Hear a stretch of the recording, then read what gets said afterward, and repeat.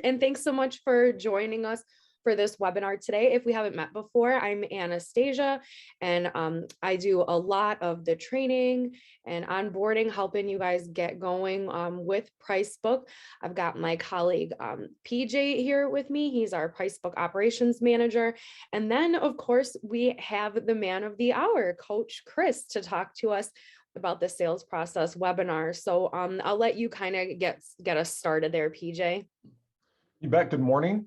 Great to have you. If you've been here before, you know Coach Chris. If this is your first time, let me tell you a little bit about Coach Chris. Chris is in Atlanta. He has been in sales for over 25 years, specifically in the HVAC industry for 17. Coach Chris, is this making it 17 or 18 this year? No, in April, it'll be 18 years.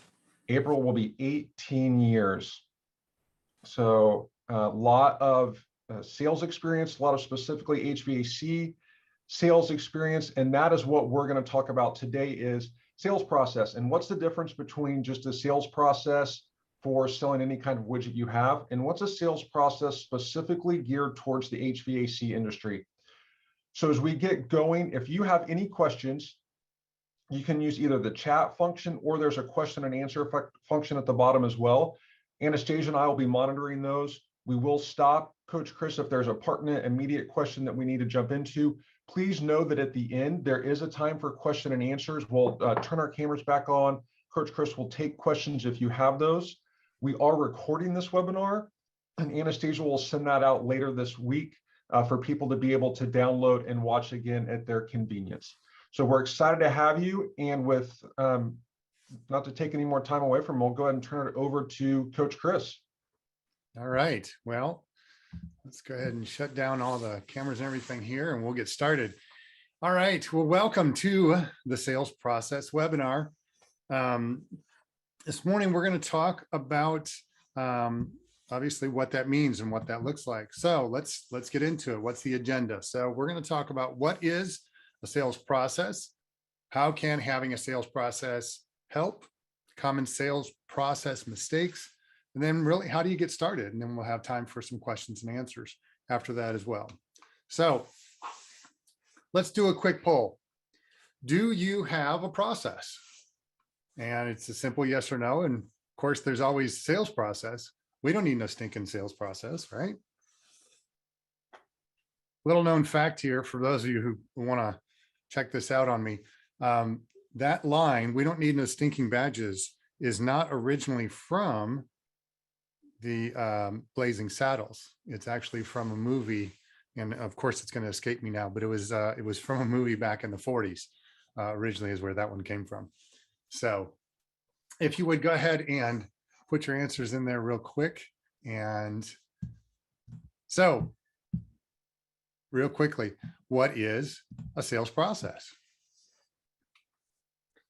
Well, a sales process is a step-by-step, sorry, some things keep popping up here.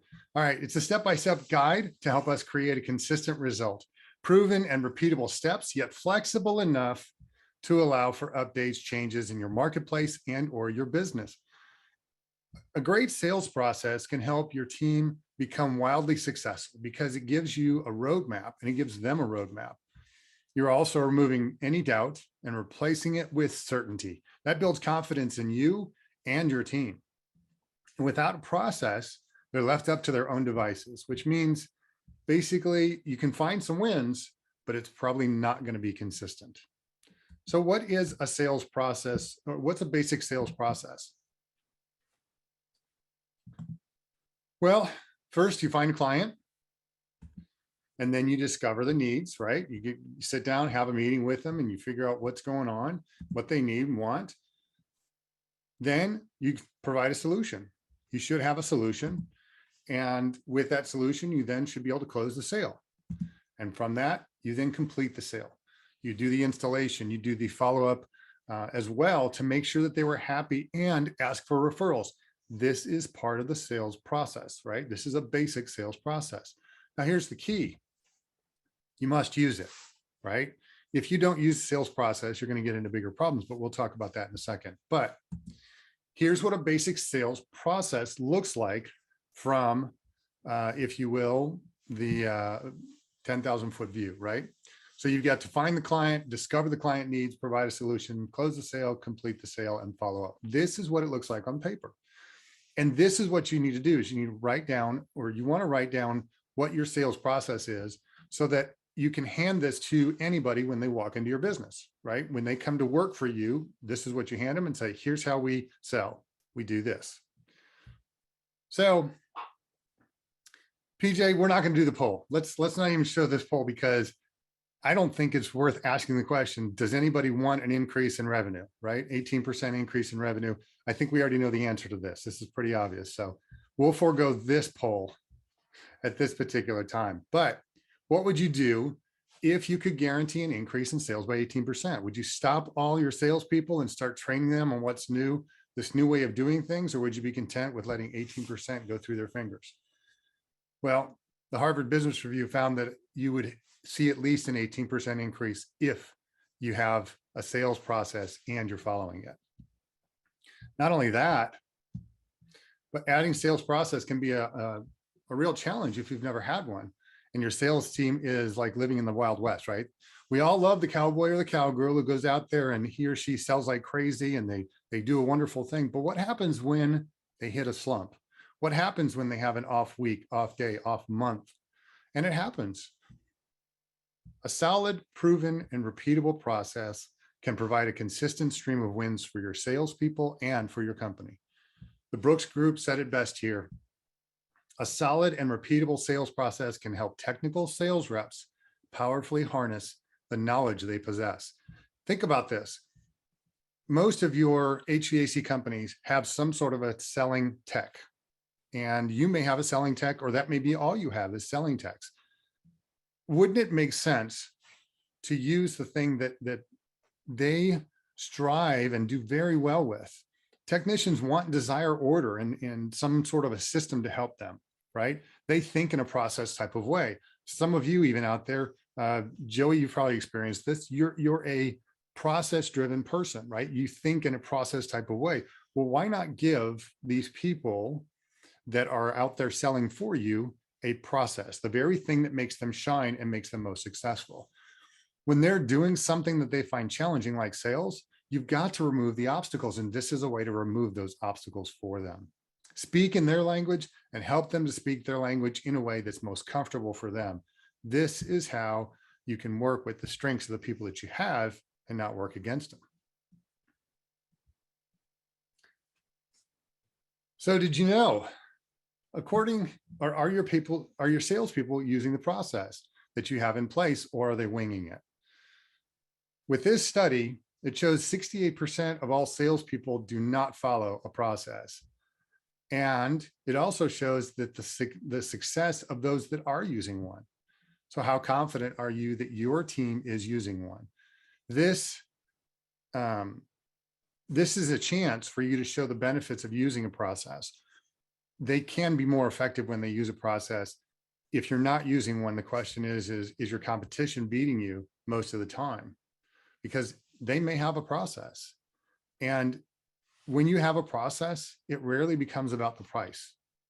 So having a process in place means more sales, means that your people are more comfortable with selling, and it makes your customers more comfortable too. But it rarely comes down to price when you have a sales process in place. If you're doing it right and they're using it properly, it can eliminate that as one of your objections. If your process is outdated or ineffective, then get the team together and get them involved to update it. Help them to work through this process. It also allows for buy-in, right? So your team is going to buy into this process as they're creating the process, right? And when you do that, you ensure the success of this process. If it needs to be tweaked, then use this as an opportunity to change it. You may need a coach. You may need someone to come in and coach your team or work with them. Keep on helping them, coaching them, training them on the process until they get it down. Yes, it's going to be uncomfortable, but that's okay. And it may be uncomfortable for you. Maybe you're not comfortable with training or coaching. Then get someone involved who can help you out with that. then you'll start seeing results sooner rather than later. So how can having a sales process help? We talked a little bit about it, but a study done by CSO Insights on top sales objectives in 2016 found that improving sales effectiveness was second only to increasing the number of customers.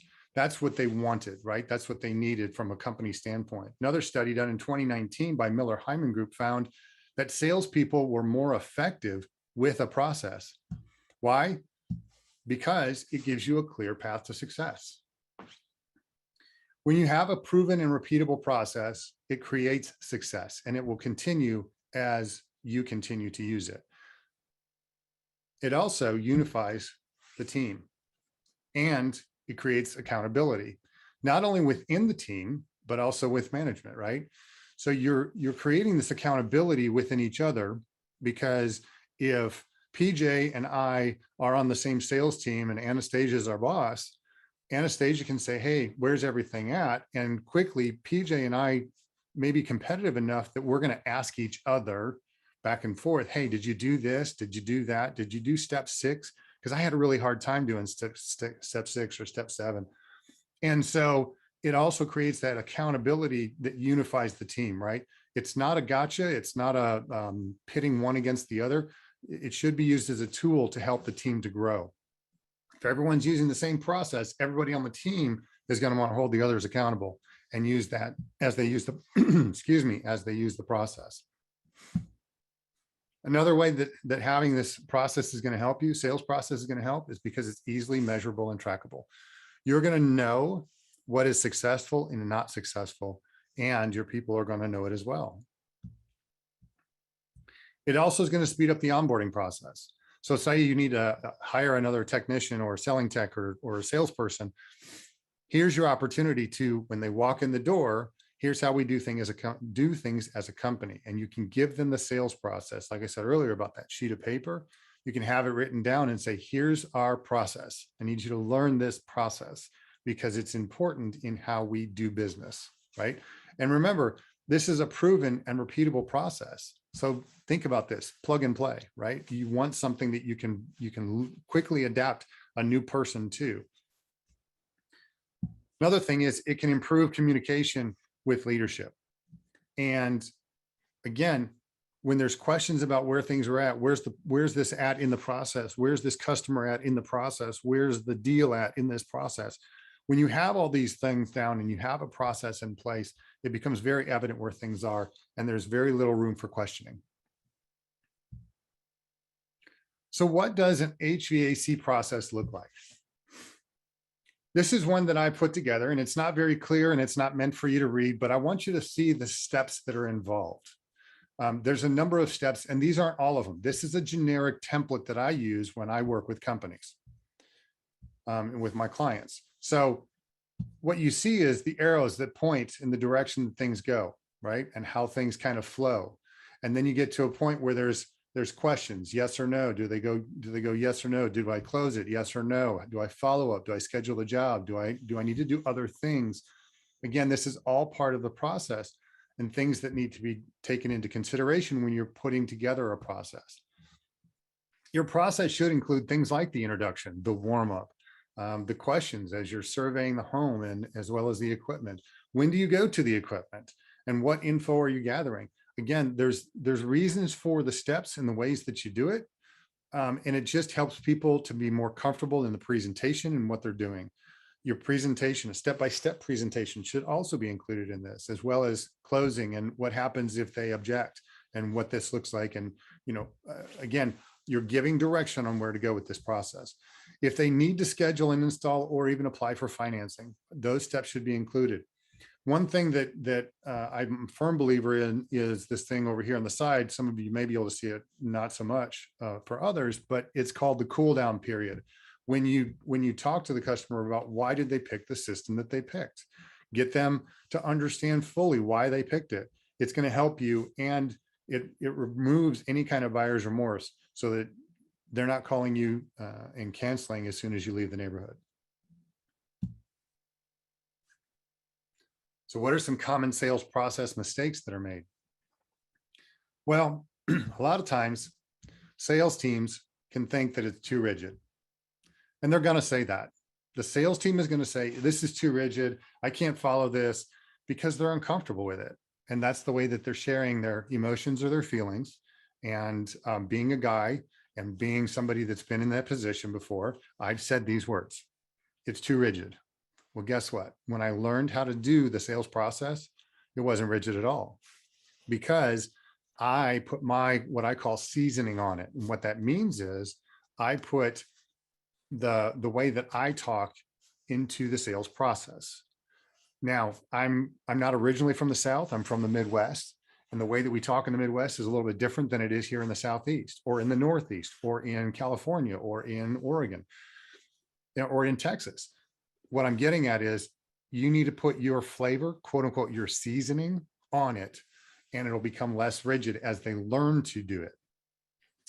Some of you know this, some of you don't. I got to do stand-up comedy years ago. And I used to think, oh, I want to do stand-up comedy and this would be really cool. And I thought I could just go up there and wing it.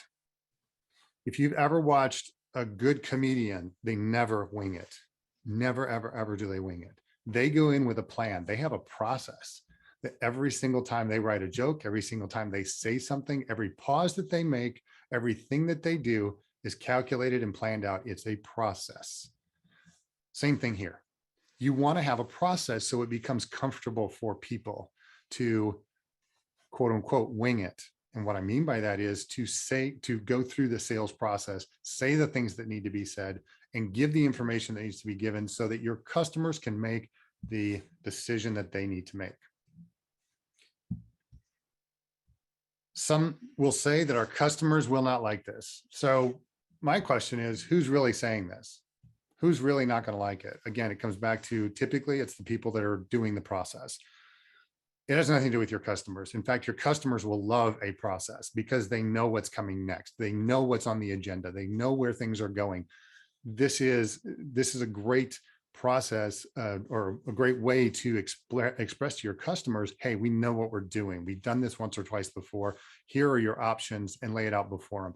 If you move away from the hard selling tactics and you get to a process-driven presentation, you'd be surprised at how many of your customers are going to think this is the greatest thing in the world.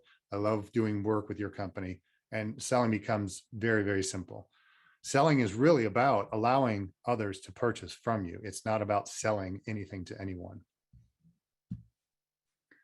So some may think that skipping a step or two will not matter. Well, that's a common sales process mistake, because if you skip a process or two, it could be all the difference in between somebody saying yes and somebody saying, I need to talk to my insert name here, right? It may be, well, I need to think about it. I need to do that. If you follow a process and you do it properly, you will eliminate a lot of the objections. Skipping a step or two is not a good thing. If you think that it doesn't relate to the person because they're an older person and this is for a younger person, make the adjustment to the question or to the presentation, but don't ever skip the step. There's a reason the steps are involved and there's a reason the steps are there. Some of you may be thinking, hey, wait a minute, this is super involved. Yeah, it is. But a process should be just that, because you want to eliminate any opportunities for failure, right? So when you make a car, you eliminate the opportunities for failure. When you make a furnace, when you make an air conditioner, you want to remove the opportunities for failure. How do you do that? You go through a process. And this is the same kind of thing. You create a process that eliminates the mistakes and eliminates the opportunities for problems. The other common mistake that people make is they're not 100% committed to the process. And those you're going to find out very quickly. If they're not committed, if you're not committed to the process, then who else is going to commit to it? So if you're an owner, if you're a manager and you're not committed to this, that's going to be a problem. Find out why you're not committed. Get yourself committed to it. If you need to make tweaks to it to make it more adaptable to your clients and to your personnel and to your folks, then please do that. But you need to be 100% committed. They need to be 100% committed. When you're 100% committed, things go a whole lot better. No matter what the excuse, You need to make sure that anyone can and will get on board with the process so that you will find success. If you do not, and then they do not, then you and them will not be as successful as you could be. You will lose time and money with each client that you meet with. All right, so Coach Chris, how do I start? Well, start with at least what you have now. All right. And when you do that, you start with at least the basics of having an understanding of what you're doing. Map it out with what you currently have. Think about the customer's goals, wants, and needs as you're putting this together. Get everyone involved. Make sure that everyone on your team is involved with this, whether it's the selling tech, the salesperson, managers. Now, do you need to pull in the finance people or the AP people? Maybe not, maybe, but probably not. But the sales manager, the GM, the owner, the salespeople, the service techs, absolutely pull them in, get them involved, get them to buy into the situation and to the process that you're developing. Here's the other thing. If you need to get someone outside your company to help, that's totally fine. But remember this, you need to get somebody with experience. I know what I've been doing, right? This is where I come in. This is my expertise, right? I've been doing this for years, and I've used processes for years as I created other training programs and coaching programs with companies that I worked with. And these were large companies across the US that I used these with. So it's not something that's unique. It is something that you can do. If you need to get someone outside your company to help out, give me a call, text me, reach out to me and get the information. If I'm not for you, that's okay. Find someone outside your company that can help you develop a process, but get a process and get one quickly because you're getting ready to go into the busy season. The best time to learn is right now. The best time to get on top of this is right now so that they can have this process down before they head out into the busy season, March, April, May, whenever it starts, right? It doesn't need to be expensive, but remember, you get what you pay for. When you get your process in place, you can start to see the rewards. You can have other things in place to help monitor their success as well along the way. So we're going to finish up with this. If you need help with their sales process, if you need help with spreadsheets, accountability, maybe you're looking at trying to implement some CRM. How do you improve your sales meetings, agendas, questions? How do you get better at your presentations? Implementing effective one-on-ones, or even how to create and develop the culture that you want or desire in your business, you can reach me. My information's right here. You can text Coach Chris to 321-421-5213. You get my digital business card. That way you have all my contact information. Otherwise, you can go to coachchrisconsulting.com or reach out to me with my cell phone, 404-944-2851. And we'll go ahead and open it up for questions. Coach Chris, thanks for the webinar. A couple of questions. One, you mentioned the process being involved and the shot you showed of the multi-step specifically for HVAC. How come it's important? I mean, one, you started to talk a little bit about this. It's involved. Maybe some of that pushback immediately is that's really involved. Why does it need to be involved? And do you want to go ahead and stop sharing your screen so we can see your beautiful my beautiful bald head. Yeah, my beautiful bald head. There we go. Now we're cooking, right? So the biggest thing, it's like anything else, right? And I mentioned this with cars earlier or with furnaces. If you've ever been to a factory, they have a process, and it is a very deliberate, very detailed process. It's so important to do things, and I don't mean, you don't need to get into the minutia. What happens if a customer sneezes? No, but you need to know, what do I do if a customer says, this costs too much? What do I do if a customer says that should be part of your process, right? And all of that, when you detail it down to that, you eliminate the opportunity for, number one, objections. Number two, any kind of real issues that may come up. You're eliminating all that and any kind of mistakes that may come along the way. Did that answer the question? It did. The next question we got was about the cool off period, and you mentioned that that was important. Can you talk just a little bit more about that particular part in the process and why you think that is so important? Sure. I've been the victim of this, and I know that there are many of other people out there who have also fallen victim to this. You get so excited, you get pumped up, you get the sale. Well, they're telling you all the things that you want to say, but they're at the same time, they're uncomfortable. Now, you didn't see the warning signs. You didn't see the flag, the red flags going up, right? And they're going, oh no, no. And they're overwhelmed, and what they're doing is they're okaying you to get through the process. And if you don't spend that cool down period with people, what happens is, if you don't ask them, hey, why did you choose this particular system? Tell me what it is about that system that you enjoy or that you like or that you love. If they don't sell it back to you, they're not sold on it. If they sell it back to you, guess what? They're sold on it. And that makes all the difference in the world. So if you don't allow for that cool off period, if you're running from call to call to call, right, and you're in a hurry to get out of there and you sell it, you haven't signed the paperwork. Okay, great. We'll be here next week. We'll sign. Thanks. Have a great day, and run out the door. You've left them with this uncomfortableness, and maybe they get buyer's remorse. And maybe they go, what did I just do? I just spent $8,000. I just spent $10,000. I just spent $15,000, right? I just spent a chunk of change. Oh crap, what did I just do, right? So you want to eliminate that. And by sitting there with a cool down period, and I call it and I say in quotes, it's a cool down period because it's an opportunity to allow things to cool down, right? Allow the emotion out of the room, and to be able to sit down and rationally have a conversation back and forth. And I know PJ, you and Anastasia have both gone through this fairly recently, right? You felt comfortable enough with that person. I bet they didn't just, after you signed the paperwork, they didn't run out the door, did they? Neither one of you would have accepted that. But that's what we do sometimes, is we think that, oh great, I got the sale, I need to hurry up and get out of here before they change their mind. Well, guess what? They'll change their mind as soon as you walk out that door. So that's why I encourage people.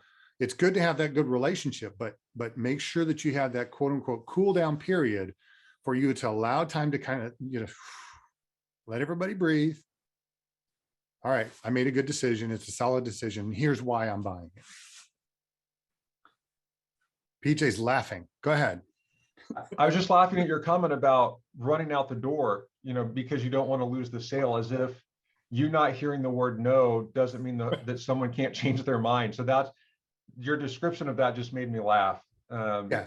And what's really funny though, PJ, in this day and age, we are we're such a microwave society. I call it a microwave society. We're such an instant society, right? So I can instantly, as soon as you walk out the door, guess what I can do?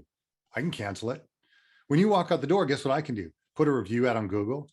When you walk out the door, guess what I can do? I can make a phone call to your boss, to the company, to the owner, right? I can call somebody and say, I wasn't happy about that. Or, wow, PJ was awesome. Send Joey back again. He did an awesome job. I want him in my house. And I'm picking on Joey because I see he's here. But thank you, Joey. I appreciate that. But yeah, it's you've got to be able to have that that cool down, just to allow that just the emotions to kind of come down off of the mountain, if you will.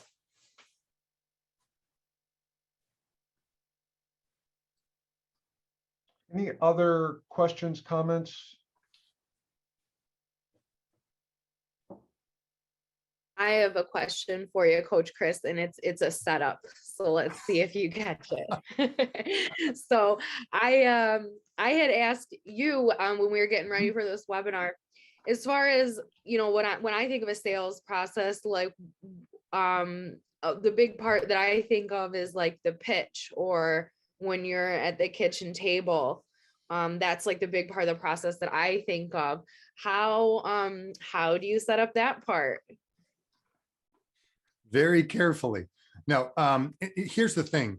I think we've gotten into this rut and this idea that we have to have a certain place to go, right? We have to go to the kitchen table. We have to go to this, that, or the. the conversation, the location of the conversation doesn't matter. What matters is how, to what you're saying is, how do you set that up, right? How do you transition from, I'm checking out the equipment, I'm talking this, I'm doing this, I'm doing this. Okay, now we need to sit down and talk about that. Well, what we're going to talk about next time, a month from now, is the presentation at the table, right? We're going to talk about that, and we're going to talk about what do we do when we get there, but also how do you get there? So you've got to make that transition to wherever you're going to speak. It could be in front of the equipment, right? You're having this conversation of, now we want to make the presentation right here in front of the equipment. You have to be able to adapt to the situation, but wherever that place is, whether it's a kitchen table, a back porch, it doesn't matter. The living room couch, right? It doesn't matter, but make sure it's not at the front doorstep, right? Where they're kicking you out of the door. That's probably not the best place to make a presentation. Did I answer the question right there, Anastasia? Yeah, actually, you touched on some other things that I think were helpful. But yeah, of course, the setup is that next month we are going to be talking about the presentation, right? Yes, absolutely. Yeah, because it's truly important, obviously, how you present. And we've just touched on the very beginning of that, right? You show up at the house, you may be doing the service work. Now you've got to turn your hat around and become a salesperson, right? You're a comfort advisor or a selling specialist or project manager, whatever you want to call it. You got to be able to come back to, now I got to turn my sales mode on, right? And it doesn't become saltsy or spaltzy or whatever you want to call it. It doesn't become, schmaltzy. There it is. That's the word. The 40s or 50s term, schmaltzy. But no, you want to do it in a way that it's an easy, smooth transition. And so we'll talk further about that next month, February 15th. PJ, just I put that in there. Yeah, Tuesday, February 15th, 10 a.m. Eastern. Kitchen table presentation will be the topic. For those of you that have attended, little bonus again for being here live, registering for the webinar, the slide that Chris had up with his detailed HVAC sales process, we will be sending out to you so that you have an opportunity to be able to look at that. Anastasia, any other questions, comments that you see? The only other thing I would mention is I see a lot of folks that are joining us that are newer to PriceBook, which is really exciting. And we're so glad that you're here. And for everybody, actually, we're going to also still do our proposal building webinar, the 30-minute webinar on building proposals on Tuesdays and Fridays. So I'll send you all the link if you want to sign up for that. It's going to be every Tuesday and Friday. Really great for our new customers, but great for everyone in case you might have missed out on some of the new features and things we've added to PriceBook over the last year. We'll be touching on all those things. So we got a lot of exciting new training things for 2022. So we're looking forward to seeing you guys there. And we're so grateful for your business and to have you guys as customers. Thank you all very much. Again, we'll send that out. This video will be up on our Learn site later this week. We aren't always able to get it out today. So later this week, we'll have that up and posted. Thank you again for joining, Coach Chris. Thank you for your time. Again, continue to check out that content that Anastasia and her team put on the Learn site in terms of continuing to utilize PriceBook to its fullest. Everyone have a wonderful day. Thanks, everyone. Thanks.